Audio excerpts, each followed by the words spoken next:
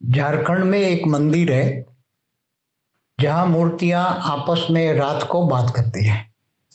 और मंदिर में जो भी मूर्तियां हैं वो मूर्तियां आपस में बात करती हैं।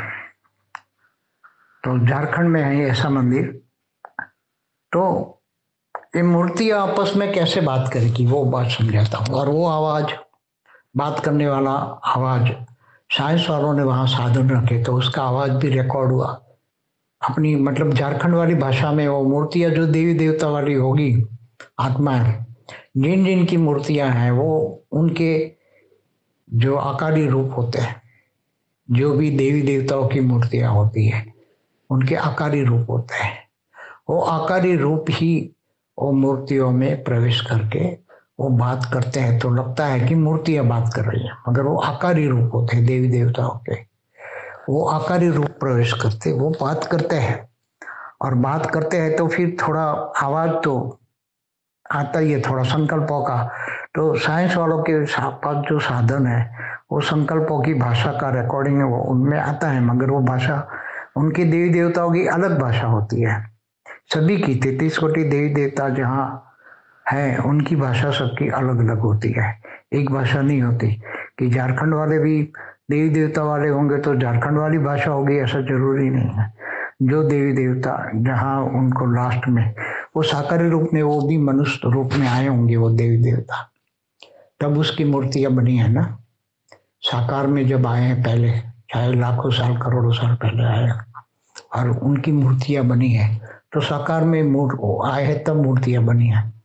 चाहे उसके ग्राम देवता हो, चाहे शहर के देवता हो, चाहे अलग अलग जो संस्कृति हुई इनको आधार से वो देवी देवता बनते हैं। तो ये सभी उनके हिसाब से उनकी भाषा भी होती है, अलग अलग बहुत होती है। 33 कोटि देवी देवताओं की जो साकार में मनुष्य रूप में आते हैं देवी देवता, फिर वो अपनी भाषा लास्ट में अडेप्ट करते हैं तो वो भी भूल जाते हैं। फिर ओरिजिनल वो ऊपर के लोक में भी जाते हैं तो वो वहाँ की भाषा होती है।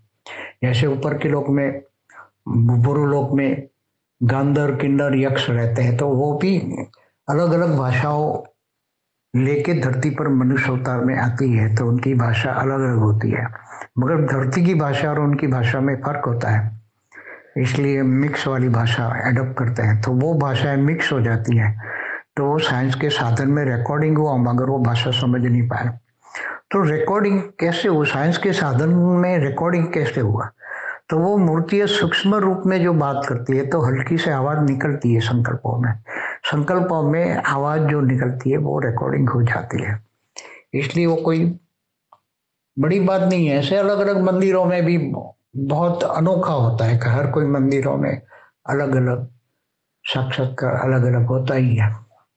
तो ये सभी बातें, जैसे कृष्ण के मंदिर में जो गोकुल में कृष्ण का मंदिर है उसमें जो कृष्ण के गोप गोपियां रात में आते हैं और वहाँ रासलीला करते हैं, तो वो लोग कोई देख ले उसको तो फिर वो पागल हो जाता है, देख नहीं सकता। उसके पास ऊपर से लोग से आते हैं तो उसके पास दिव्य स्वरूप होता है, तो दिव्य स्वरूप देखने की शक्ति तो मिल जाती है वहाँ वायुमंडल में है तो, मगर देखने के बाद पागल हो जाता है या तो अपनी मेमोरी लॉस हो जाती है उसको। तो ये देवी देवताओं की बातें बहुत बहुत अलौकिक बातें होती है, साधारण बातें नहीं होती।